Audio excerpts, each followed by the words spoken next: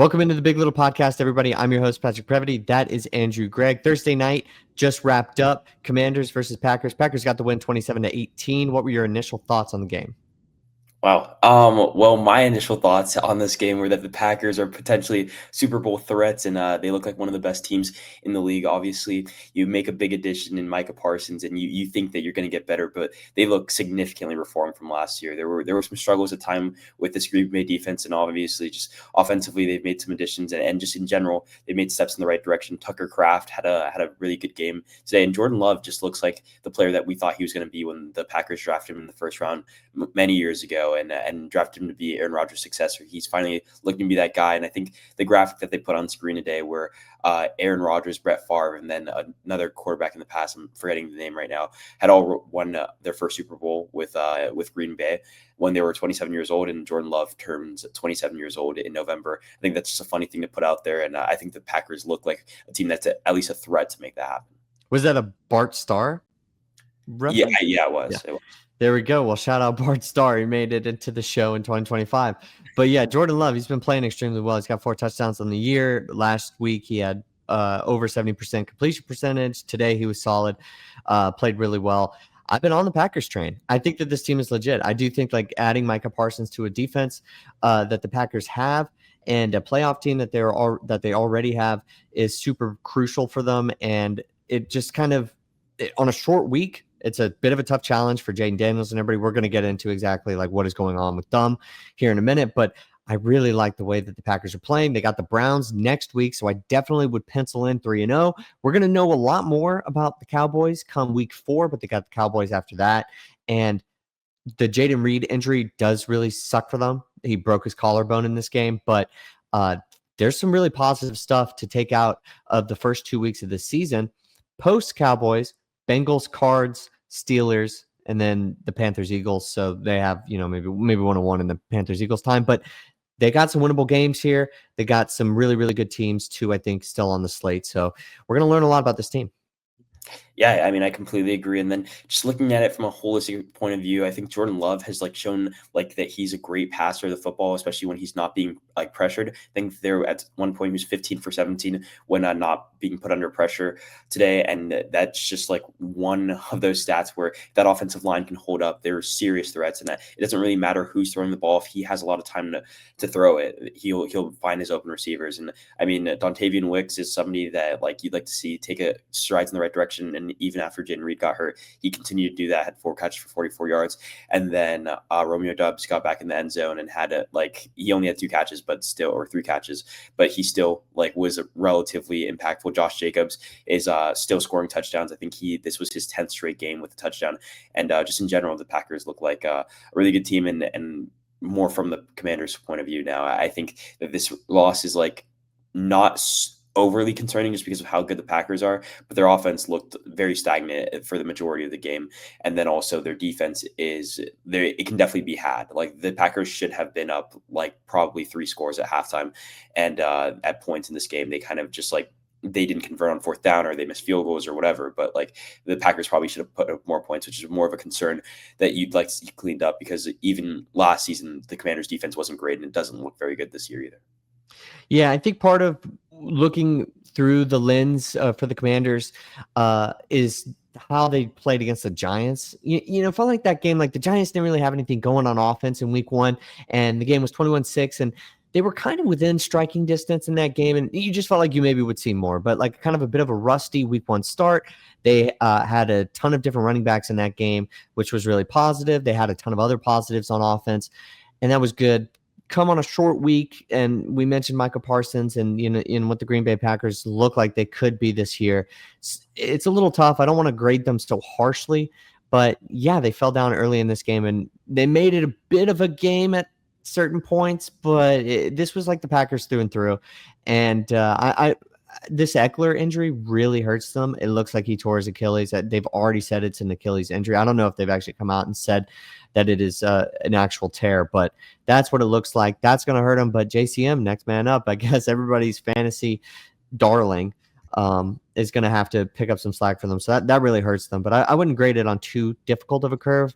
But I already know some people are pointing at Jaden Daniels for a sophomore slump. I'm not buying it just yet. Maybe come back to me in week 5 and I might be ready to make that determination.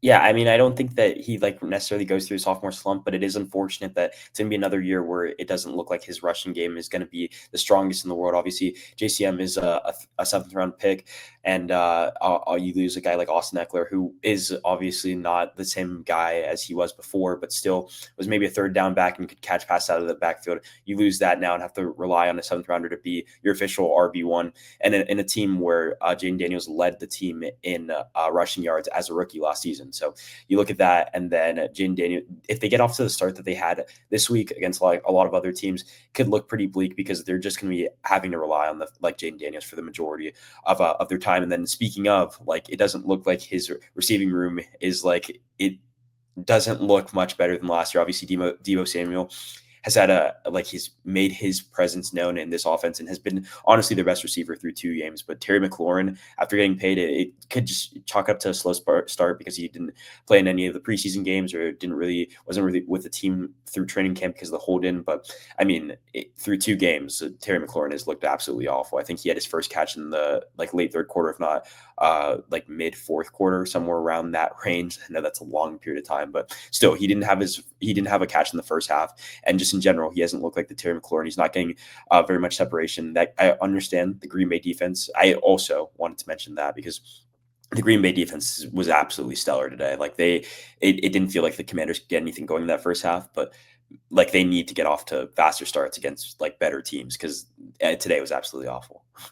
Yeah, the Commanders are definitely going to need JCM to step up. I guess if he's going to be that guy, that's what it is. They'll probably, I don't know how they're going to use Deebo Samuel. It would be nice if Terry McLaurin could show up here in week 3 and they can kind of figure out how they're going to make up for the 11, 12, 13 touches that they're going to lose with Eckler probably being done for the season.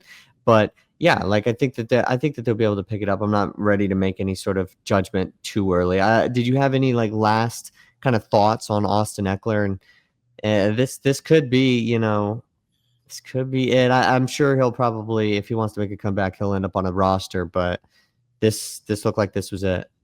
Yeah, it is unfortunate because of the trajectory of his career. Obviously, since leaving the Chargers, it hasn't been like exceptionally great. I mean, he played with the Commanders last year, and it wasn't terrible, but it wasn't great. And I just remember Austin Eckler as like that guy that was always catching passes out of the backfield and like making someone miss and doing a lot like with opportunities that he was given. And I kind of have like some fond memories of Austin Eckler. So very unfortunate that like it's looking to be closer to the end, especially with this injury, because I mean, what looks like a torn Achilles is very hard to come back from, and he's definitely getting up there in age. So, I mean, super unfortunate, and it does definitely hurt the Commanders. Like, maybe not as much as it would have if it's the Austin Eckler from even 3 or 4 years ago, but it's definitely still a loss. Giants play the Cowboys this upcoming week, and they have already announced that Russell Wilson is going to be the starter for this season, or for this game. But will that stay for the entire season? Probably not, in my opinion. When will we see Jaxson Dart? Yeah, well, I think that the number one indicator of us getting close to seeing Jaxson Dart is Brian Dable coming out directly after week 1 and being like, we have full faith in Russell Wilson as our quarterback. Anytime that you're getting questions from the media after week 1 saying that do you have faith in your starting quarterback, that's probably not a great sign. And then immediately after saying you have full faith, almost like, I mean, you can't say anything different, right? But it almost feels like that starting quarterback's job is very much in danger because it feels like the script on these quarterbacks flip very quickly, and it can go from one guy having full faith 1 week, or even like Amari Cooper, like saying that he had a lot left in the tank and wanted to play with the Raiders, and then the next week retiring. It's almost that type of situation with this quarterback situation. I feel like genuinely in a week or two, if Russ looks as bad as he did, because if you watch that game fully through, and like a lot of people didn't, and I won't even say that I watched the full game, but Russell Wilson looked really bad. Like it wasn't like, and this Commanders defense just like got walked up and down the field by a Packers team. Like it's not like he played like a top 10 defense in the league right now. That Commanders defense can be had, and Russell Wilson didn't look like he had it. And it's not like it's a lack of weapons too. Like he wasn't able to get Malik Neighbors the ball for the most part, and just in general, like wasn't able to do much. So we'll see where they go from here, but I wouldn't be surprised by week 3 at the earliest, but going into like week 4, week 5, if we don't have some serious questions about Jaxson Dart like taking the starting job. Yeah, I'm glad that you mentioned the frustration on the sidelines and everything. That's when you know it's just bad. Like, that's not something that should happen week 1.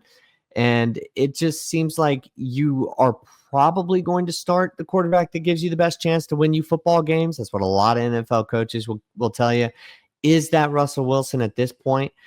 We just don't know what we have in Jaxson Dart, but it's going to be he's going to be in the tier of the lower echelon starting quarterbacks. Everybody's already said their piece on Russell Wilson, on what his career has kind of like what it has turned into. He's a bridge QB. That's what this season was about. We were going to see Jaxson Dart at a certain point. Am I clamoring for him in week 2? I mean, for his sake, probably not against the Cowboys. Would I want to see it against the Chiefs? Definitely not, or the Chargers. But Saints, I think week 5 is a is totally a safe option. That's where I would see it. Is this team 0-4 at that point, or are they 1-3? Does it matter? I think you're just looking at the way Russell Wilson has played, and it's rough. 17-37 in the first game, and you got players yelling on the sideline. And as you mentioned, the media cooks up a lot of different stuff. Sometimes from nothing, other times from something, and they're not just going to ask or put their kind of dignity on the line just to get a question out to ask if you're going to keep starting your QB after week 1. There has to be something to that. And that's what we saw. I mean, obviously, he's not going to come out and say that, hey, we're looking at out all of our options. Like, it's week 1. You're not ready to do that just yet. And Brian Daboll has worked with tons of young QBs and a few different ones here now with the Giants. So he's got a good read on it too. I think he'll make the right decision. That's safe too for Jaxson Dart.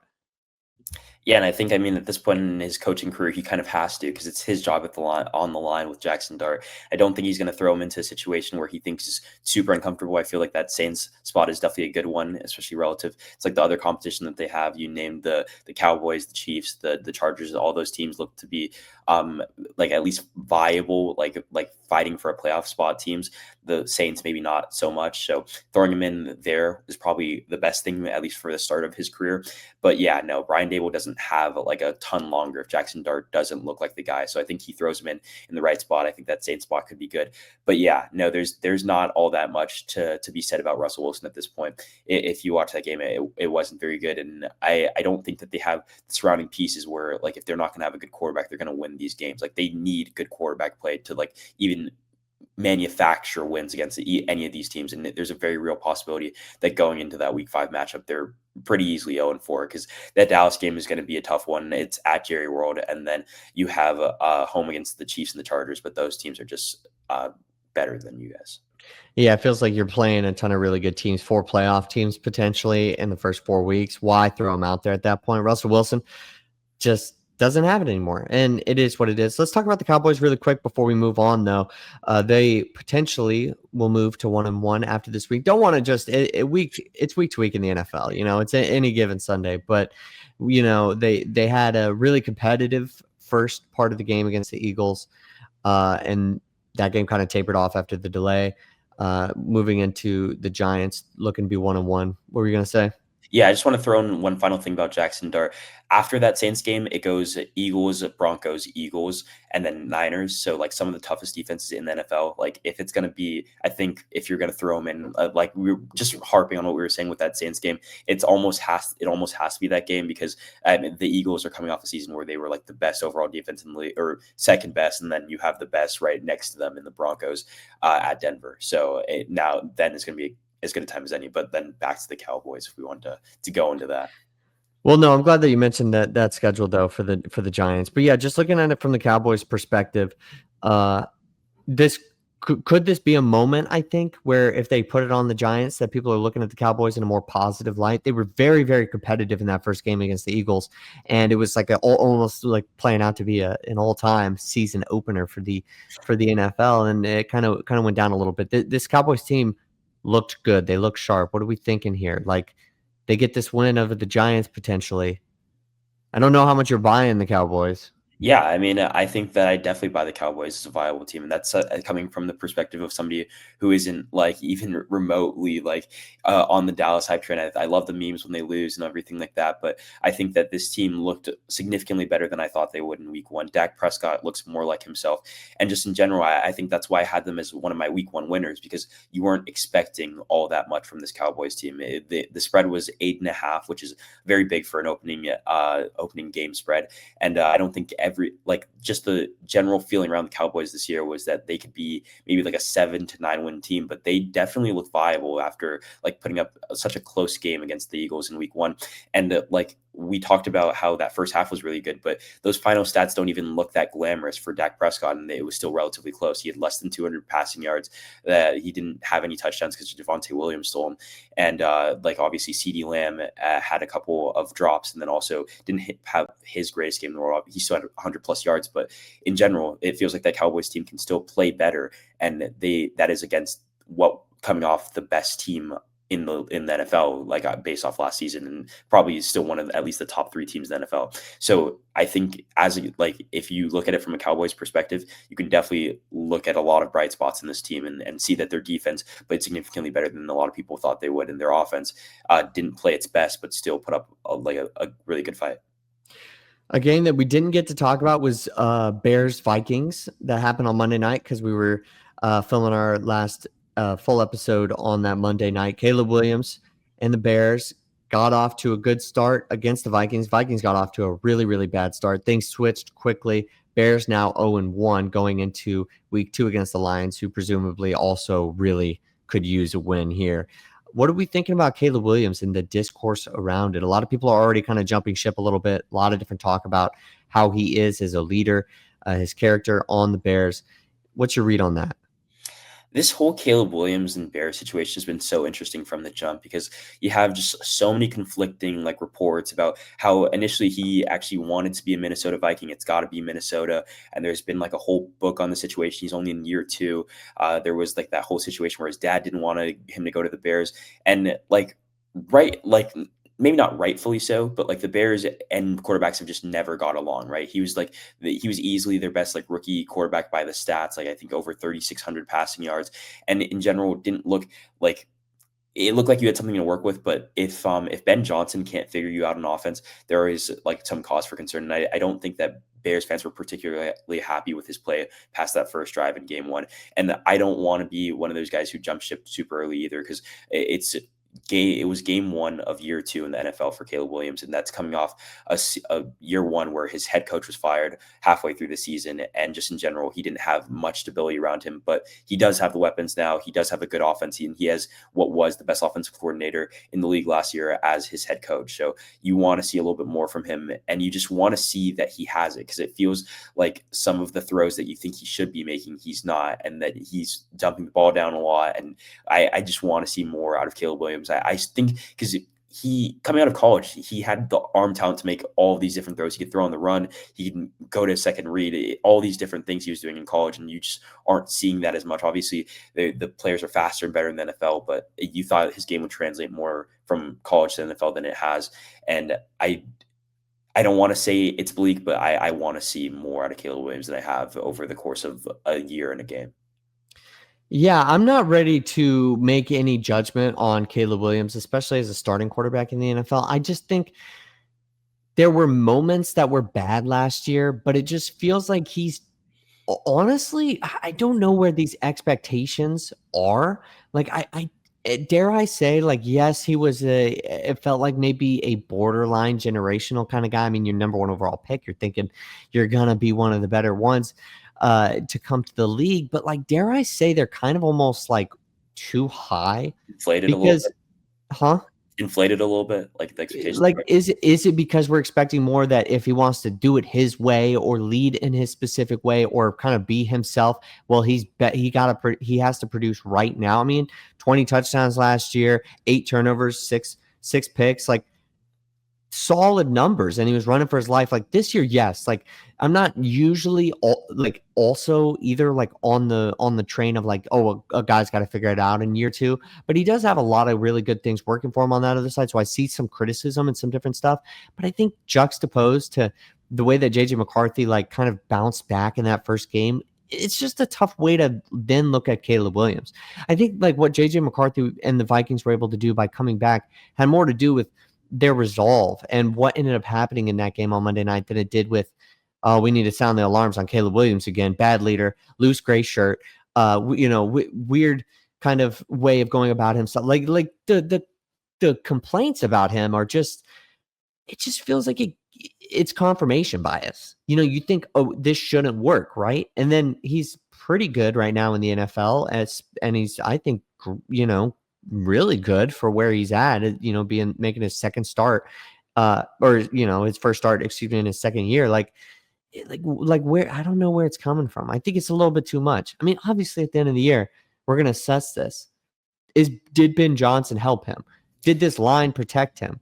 Could he get it to all of the different weapons? They've invested a lot in the weapons. I think you mentioned a couple of the reasons, and I think I have one more to add on to the fact that where the expectations come from. I think part of it is the fact that he came into the season last season with such high expectations, not only being the number one overall draft pick, but then the weapons that they put around him. They go out and get Keenan Allen in the offseason, and then you have DJ Moore, and then you also draft Rome Odunze yeah. out of Washington. Like there was a sense around, oh, we had two of the top 10 draft picks and we want to win now. That was kind of how you looked at it. And then also towards the end of that 2023 season, that Bears defense looked like it was coming around. So it felt like he had all the things around him to make him so great. And then also like there was that narrative around ESPN that was going on for like at least the whole offseason going, is this the best starting offense, the best offense that a starting quarterback in year one has ever seen? And then that whole narrative that got floated around for forever. So I think that's partially where it came from. And then also I think it's partially what you mentioned about like him doing it his own way and him just like being a little bit controversial with all the antics that he kind of riles up around him. I think a lot of people just don't like him as a person, then everybody's willing to turn on him super quickly. And the fact that he hasn't done anything particularly generational has also not helped his case. But like you mentioned, like this team like wasn't terrible last year, and then also like this team like was in a lot of very close games. Like they were on the losing end of that Commanders like crazy Hail Mary. Like they definitely had some games. They lost the Lions game based off the timeout situation. Like they were in a lot of close games, and I think Caleb Williams was a huge part of that. So the fact that they do still have like a good offense around him, the fact that the defense still does look competent, like this can turn around very quickly, but you still want to see a little bit more because like I actually maybe I'm walking that back as I'm saying it, just because of the fact that like he is still in year two. It's like both things can be true at once. Yeah. Yes, there needs to be a jump because there's just too much around him. We're not here for a sophomore slump. We just talked a little bit about that with like Jaden Daniels, and we talked about it the other day with CJ Stroud. Like we're not here to see that, but we're also not here to say like if they don't make the playoffs, this was a failure, or if they don't make the playoffs, it was because of him. Like we just take it game by game. Also, I mentioned this just a second ago, but just to reiterate, like here too, this Vikings team is good. I think we expected them to, and there still is that expectation that they're going to take a bit of a step back from last year. JJ McCarthy still has to figure it out. He didn't figure it all out in the second half of week one. But the way that first half looked, the way that first part of the game looked, I think everybody kind of thought that they were on a certain path, and then it kind of just got ripped away from them. So I think that's also a really interesting dynamic of like how it changes the perspective on how you look at some of these players. But this is also about week two. I just wanted to get a really quick point in too, and ask you about the Lions. They were 0-1, or they are 0-1, had that big loss against the Packers. This is a pretty big spot here too. I think a lot of people are going to be asking questions if they're 0-2, and it's very possible that could be the case. Got the Ben Johnson coming back kind of dynamic. What are you thinking about that from the Lions perspective really quick? Yeah, I mean, it's definitely a bounce back spot for the Lions, and I think it needs to be a big game from that whole offense because it just looked absolutely atrocious in week one. Didn't feel like they could get anything going for them like at any point in the ball game. There was like a little bit of a late game surge, but that Green Bay defense, which we have seen, is like not only much improved, but probably one of the best units in the NFL. Probably like give them a little bit more than they were bargaining for, but I think that like the Lions have to look at this game as, or may not have to. Again, this is like we're speaking very like harshly for the first 2 weeks of the season, but this is definitely a spot where you'd like to see an offense that features so much talent look to bounce back, and I think that they can. This Lions team, even without their coordinators, was a 15 like. They're 15. They're coming off a 15-win season, and despite the fact that they do have a lot of injuries still, they are a very good team. And I'd like to see. I ideally like to see a win out of this Lions team this week. Yeah, if they go 0-2, there's going to be some questions about the Lions team, and more people are going to be making conclusions about the era of Ben Johnson and the couple of coordinators that they had, and they were going to want to lay the hammer down on Jared Goff and what he can be as a franchise QB for the Detroit Lions the rest of the way. I don't really buy that a ton, but I will say this week is super interesting because I think the Lions would have rather have had a bounce back game against a team that wasn't the Bears. I know that sounds so ridiculous to say, right? Because what are we expecting the ceiling for the Bears to be? But I'd imagine the conversations that Ben Johnson is having with his DC are probably like, if they haven't changed certain things, I know what's coming. Mhm. I know what they're doing. I know what to see. Obviously, you're thinking, the Lions didn't really show out in week one. They've obviously changed some stuff, but that dynamic I think is really cool and a major advantage for the Bears if that actually kind of exists at all when they play here on Sunday. Like that could be a big thing. So if he sees something and prevents the Lions from bouncing back, that could be really beneficial for the Bears and just a sucky spot for the Lions. But I'm not going to count them out if they go 0-2 either, and I'm low on the Lions. But let's move into the 49ers. They get the Saints this week, and they will be without Brock Purdy, George Kittle.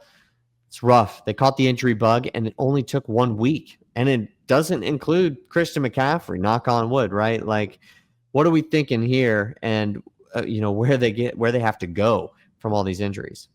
Yeah, I think the 49ers have been one of the most unlucky teams with injuries the last couple of years that we've ever seen. It feels like every single week there's a guy that goes down that's a pretty significant injury, and this week one was no exception. You not only lose George Kittle in the middle of that, not even in the middle of the game, in the first quarter of that game, essentially right after the first drive, you also lose Brock Purdy for what seems to be at least 2 to 5 weeks.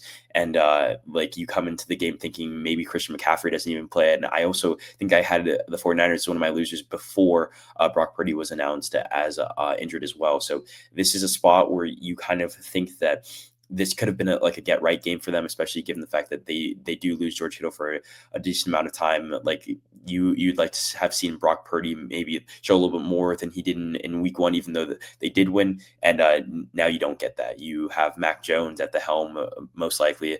And I just don't know exactly where you go with this 49ers team because they could easily be like 3-4 games back or in the loss column by the time that Brock Purdy gets back, and who knows what is going to be going on with that team at this point. It's also unfortunate because for years on end, it feels like that 49ers defense has been one of the best units in the NFL and just consistently good. No matter, like, it feels like there's a next man up mentality with that defense where they're just consistently good no matter who's on the field for them. And obviously they get Robert Saleh back this year as their defensive coordinator after being fired from the Jets, and that unit still looks really good. It's just unfortunate, like offensively, that like they are not only going to be without their one of the best tight ends in the league, they're also going to be without their quarterback, who they just paid. They're going to have to lean on Christian McCaffrey here, and it's any given Sunday.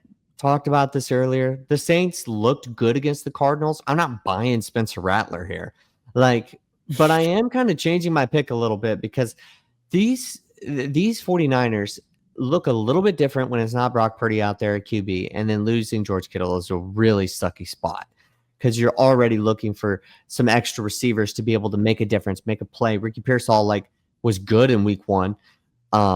but you're going to need more, especially if you're trying to help out Mac Jones. Just kind of the worst storm and worst news I think you could get post week 1 if you're the San Francisco 49ers. And then, yeah, you draw the Saints, but like I said, they look sharp. They look like they're a competitive football team. I'm, oh gosh, it feels weird to pick the Saints, but they're not going to go 0-17. Like, that's not going to happen, I would think. So maybe this is where they're one of their few different wins comes from. And, I'm speaking very pessimistically about this Saints team. You mentioned the bird's eye view for this 49ers team and how they've had a really top defensive unit for years. It's just, I mentioned this with the Lions. It's not the same for the 49ers because their Super Bowl window seems like it's been open for like 7 years. But man, I don't think I've seen a team since I started watching football just be able to kind of power through the injuries that have come every other year, or even in some of the years where they've made runs like this 49ers organization has. It just seems like they have been relevant towards the top of the league for so long despite these injuries.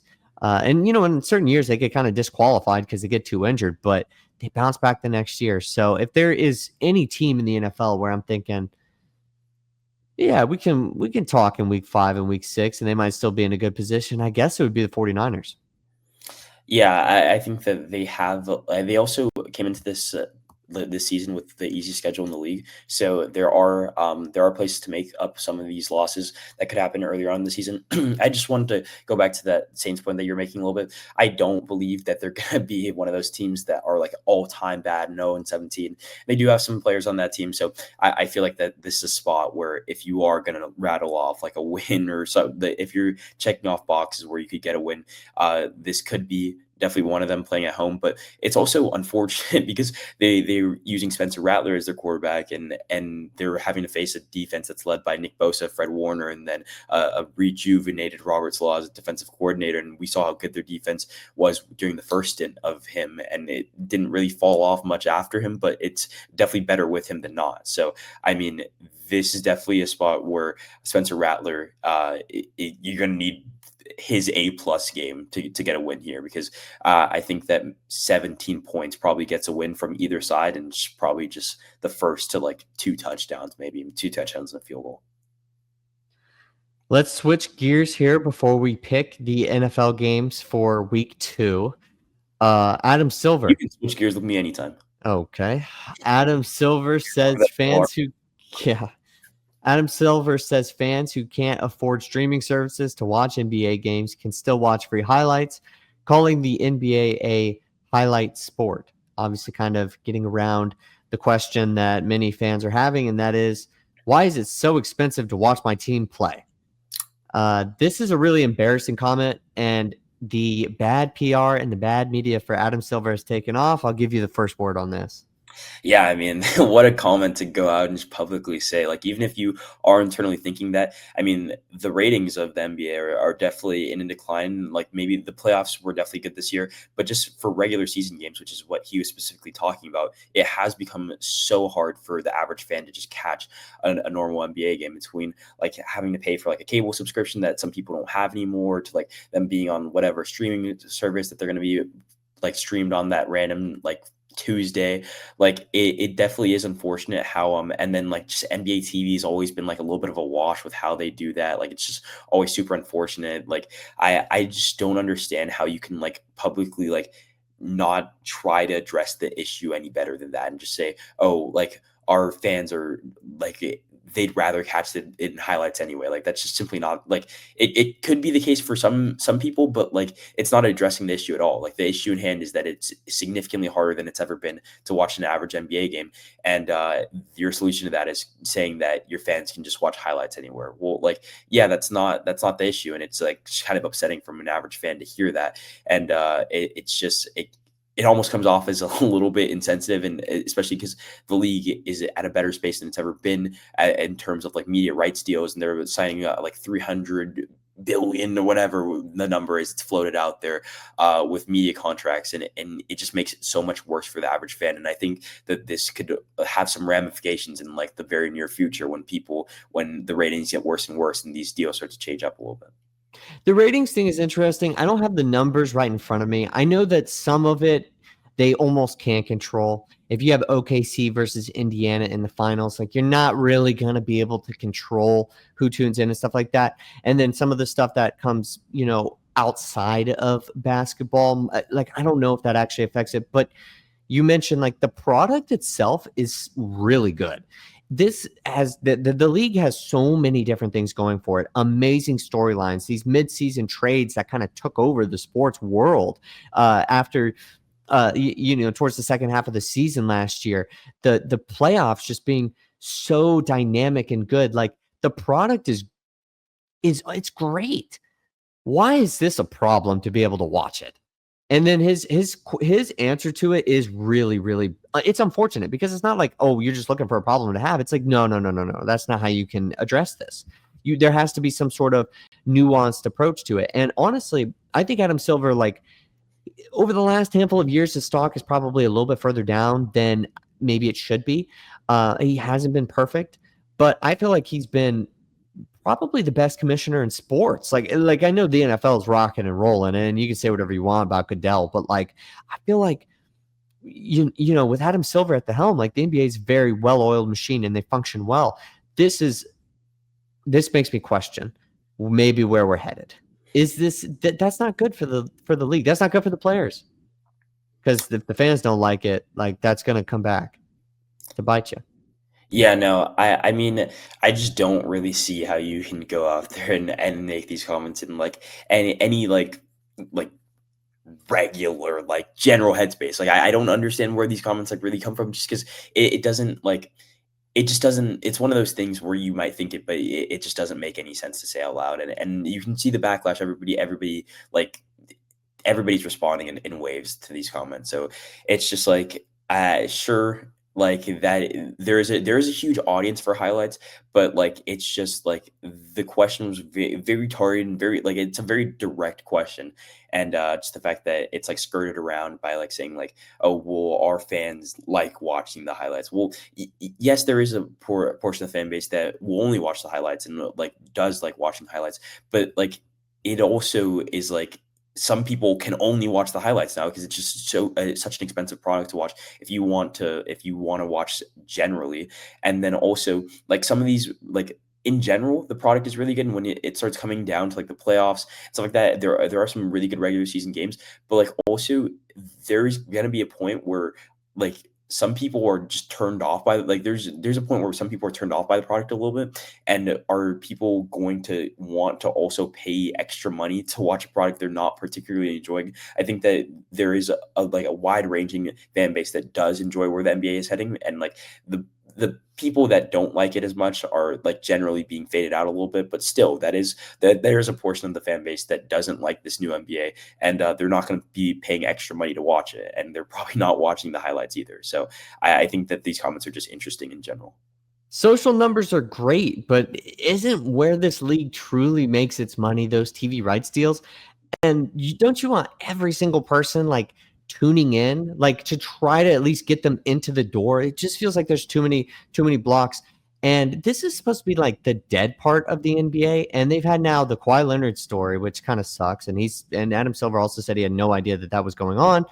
And then this, why are we dealing with, it's not going to be the end of the world. I mean, the world hasn't, melted, but like, why are we dealing with a PR crisis after a great season of NBA basketball with a ton of awesome stories coming up? You've got all of these different stars intersecting in their careers because these players are playing longer than ever. Like you've got the old generation, the middle generation, and the new guys. Like it just feels like the NBA product is actually really, really good for, whatever criticisms it might get. Why are these the two stories that pop up in September? There's no need for it. If you're going to have 4 or 5 stories for the month because the NBA's, kind of on the back burner for right now, at least have it be something that's remotely positive. This just seems bad. I'm not trying to have him go up here and lie, but this is a dangerous spot too. I also don't think this is the right direction for the league. Like going back just for a second, the money aspect here, the TV deals, people get desensitized to the highlights. If they watch that all year and they don't get access to these full games, not only I think will they be less invested, they'll be less interested in the product when it turns right back around and the playoffs come and you want to see the whole game. And then you're kind of like I feel like either I've seen it all or what's going to happen, or I'm not invested because I haven't been able to watch these people. You also say it's a highlight sport, just watch the highlights. Some people just simply will then not watch the highlights, which is also another part of this. That's a terrible thing. But all right, let's pick the okay, went off on a little tangent there at the end. That one really got me riled up. I thought hated you those summarized it pretty well. Okay, I guess we got NFL picks coming up. Did you have anything before I pull these up? No, not particularly. Just looking forward to another great week of football. You got it started. I thought that game was probably better than it'll get credit for. It was a tough watch at times, but yeah, no, I'm excited for every week that we have football. I'm just like excited because I remember the days of summer where you're watching baseball and hanging on for dear life. So. All right, let's pick every single game from week 2 in the NFL. Bengals, Jags. Yeah, so I have the Bengals in this one. I don't think that's that much of a shock, but I think the Bengals are able to pull out this one against the Jags. I'll take the Bengals as well. Cowboys, Giants. I have the Cowboys winning this one. Give me the Cowboys too. Lions, Bears. I have the Lions in this one. Lions really need this one. Rams, Titans. I'll take the Rams over a rookie quarterback. Pains me to say it, but I'll take the Rams too. Patriots, Dolphins. So I'm riding until the wheels fall off. I'll take the Dolphins in this one. Give me the Patriots. I don't think they're that bad. 49ers, Saints. I'll take the Saints in this one. I think that they're going to miss their starting quarterback and starting tight end. If Brock Purdy had started, I would have taken the Niners. Give me the Saints. Bills, Jets. I have the Bills winning this one, probably pretty convincingly. Bills, same way. Pittsburgh Steelers, Seattle Seahawks. I have the Seahawks winning this one. Sam Darnold gets his first win in Seattle. I'm all in on Aaron Rodgers and the Steelers. Give me the Steelers. Ravens, Browns. Take the Ravens in this one. The Browns aren't a very good team.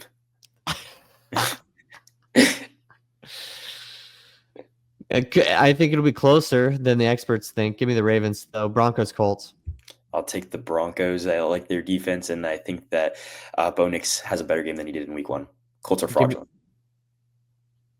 Yeah, I agree. They're fraudulent. Give me the Broncos. Cardinals, Panthers. Take the Cardinals. I'll take the Cardinals, too. Eagles, Chiefs. I think the Chiefs get back from the Super Bowl. Give me the Chiefs. Same here. Falcons, Vikings. I'll take the Falcons. I haven't seen enough out of JJ McCarthy, and I really like Michael Penix. Bucks, Texans. Oh, I didn't even get my pick, did I? Nope. Oh, nope. Give me the Falcons, too. Bucks, Texans. I'll take the Texans in this one. They're only getting 27% of the picks, even though they're favored. I like them to bounce back in week 2. Yeah. Give me the Texans here too. Chargers, Raiders. I like the Chargers in this one. I'm not fully sold on the Raiders, even with Pete Carroll and Geno Smith. Chargers for me too. All right. I don't know. How many did we disagree with there? Maybe Patriots, like Dolphins? 2. Yeah, Patriots, Dolphins, I think.